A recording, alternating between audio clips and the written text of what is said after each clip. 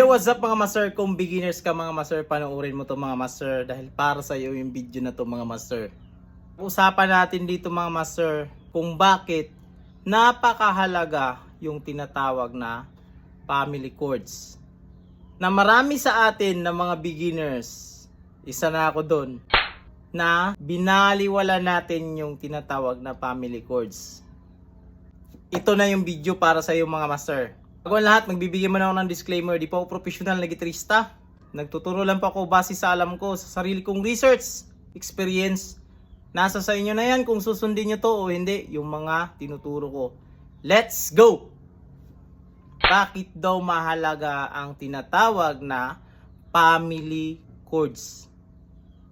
Marami na ang turo about dito sa family chords mga master. Ako marami na akong turo din about sa family chords. Pero yung episode na to mga master is naiiba ito. Dito ko ipapaliwanag kung bakit napakahalaga ang tinatawag na family chords. Ito kasi yun mga master. Nung nag-start tayo na mag-gitara, inalam natin kung ano yung mga chords dito sa fretboard. Unang-una, inaral natin ano yung mga open chords na tinatawag ito. Yung mga basic lang, wala pang mga ipit-ipit. Then, nung na-introduce sa atin yung F, nag-F na tayo. At hindi kalaunan, nalaman na rin natin na pag-iusod pala to is F sharp, G, G sharp, A sharp, B, C. Ganon din sa baba, yung nakilala natin si B, yan. Yung B pala na ito is pag inusod natin maging C, C sharp, D, ganyan, D. So on, so forth. Alam na natin yung mga chords na yan dito sa buong fretboard. Nung nalaman na natin yung mga chords nito lahat or marami na tayong alam na mga chords, tatalo na tayo, gusto na nating mag-solo kasi alam na natin ang mga chords dito sa fretboard. At yan din yung naririnig natin sa mga nauna nating mga gitarista na alamin mo muna lahat ng mga chords sa fretboard bago ka mag-aral, mag-lead, ad-lib, ganyan, solo. At nung inaral na natin yung major scale, so ngayon ang dami ng turo about sa major scale, mag-direct na tayo agad dun sa major scale na in-escape natin yung tinatawag na family chords. Mahalagang malaman ito mga master na yung family chords is ibang-iba yan dito sa inaral natin na mga chords. Ito yung mga chords na to na inaral natin noon, minimemorize natin yung mga chords dito sa ating fretboard. Naglalagay lang tayo ng vocabulary sa isip natin. Ang tinutukoy kong vocabulary mga master sa isip natin, nag-stuck lang tayo sa isip natin ng mga chords. Ano na yung alam kong chords? 1,400 ganyan something. Ito yung tandaan nyo mga master. Ang family chords is group yan ng isang chords. Group ng isang chords. Yan yung tinatawag na family chords. Na yung side dito, yan yung kaniyang mga root. Yan din yung binabasehan natin. At yung pa-horizontal, yan yung mga grupo niya sa iisang key. Example, meron tayong C dyan na root. Yung mga kasunod niya, yan, nandyan si D minor, E minor, F, G, A minor, B diminished. Yan yung tinatawag na family chords. At yan yung na-miss natin mga master. Kumbaga, in-escape natin yung pag-aaral about dito. Kaya nahihirapan tayo mag-sepra ng kanta, kunin yung mga chords kasi hindi natin alam yung mga family chords, bawat key. Magbibigay ako ng example sa inyo, yung chords na magbalik, ba nasa key of E siya? Ngayon, pag hindi mo inaral yung family chords ng key of E, yan, hindi mo makukuha kung ano yung chords ng stanza ng kanyang bridge at yung kanyang chorus. Kasi hindi mo yan makikita yung mga chords na yan. Kumbaga, mahihirapan ka sa 1,000 mong alam na chords. Hirapan ka talagang magkuha ng chords kasi ang gagawin mo, maghula-hula ka dun sa alam mo na mga chords. Magra-random ka. Kumbaga, sa kanta na yan na magbalik, pag merong E,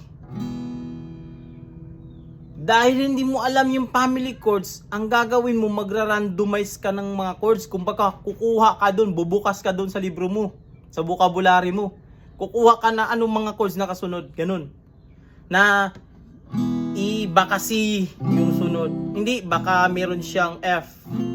Ay, parang ganun na mangyayari sa'yo, random ka. Unlike, pag alam mo yung family chords ng E, hindi ka na mag-iisip na baka merong F dyan. Hindi ka na mag-iisip kasi wala na yun, yung mga chords na yun. Stick ka na sa family chords.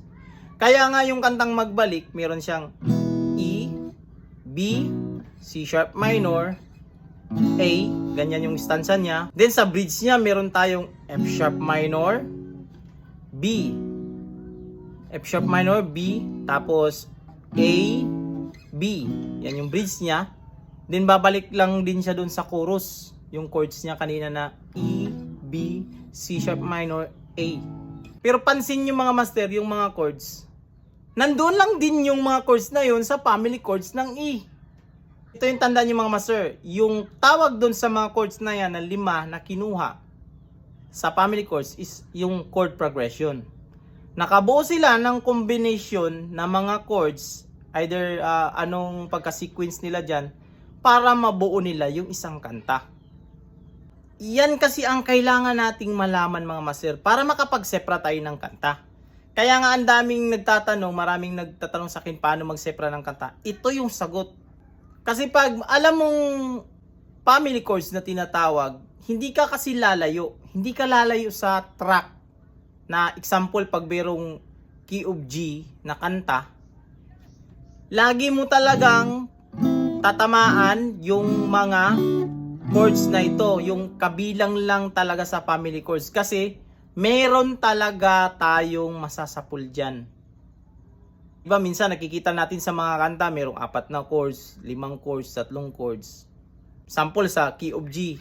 Lagi natin nakikita G, E minor, C, D. Meron ding G, D, E minor, C. Ganyan. Ito ang pag-aralan mo mga master. Although meron naman din tayong tinatawag na barrow chords, pero itatakil natin yan sa ibang video natin kung paano nangyari yun, paano nakuha yung barrow chords. Pero as beginners, ito lang talaga yung ating i-focus lang muna kasi papunta rin naman tayo doon sa pag-aaral na yun.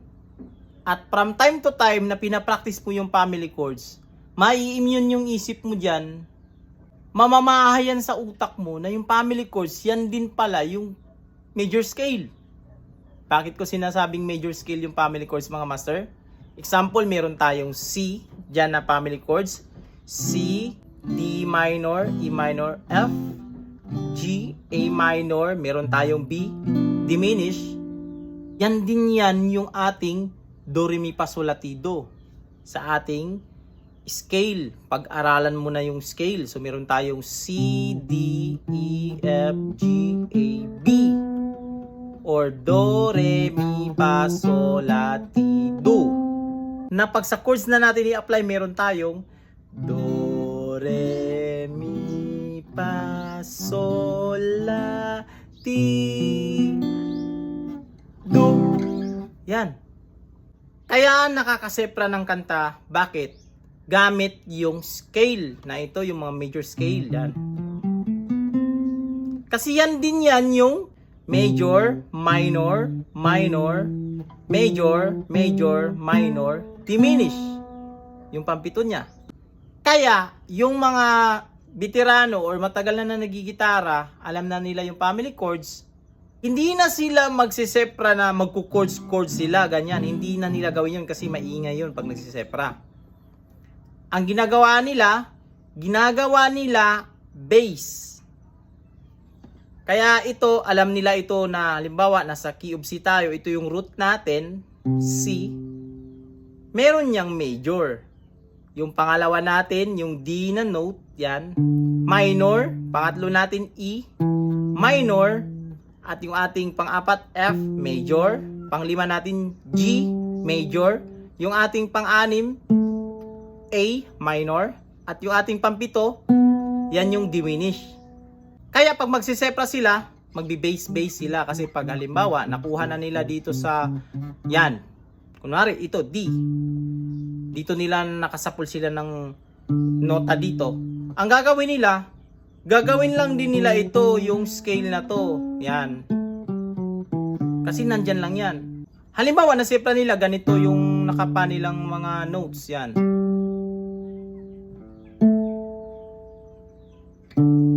So understood na yun sa kanila na meron tayong D major, G major, A major. Yan o.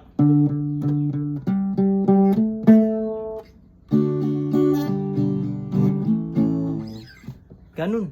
Tandaan mga master, wag mong i-escape yung family chords kasi nandyan yung basic na foundation as beginners. Nandyan yan sa family chords mga master.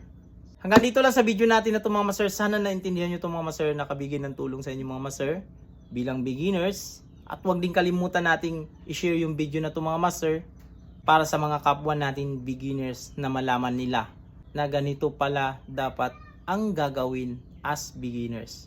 So hanggang dito lang mga master. This is Smart Music. God bless you all. Peace out.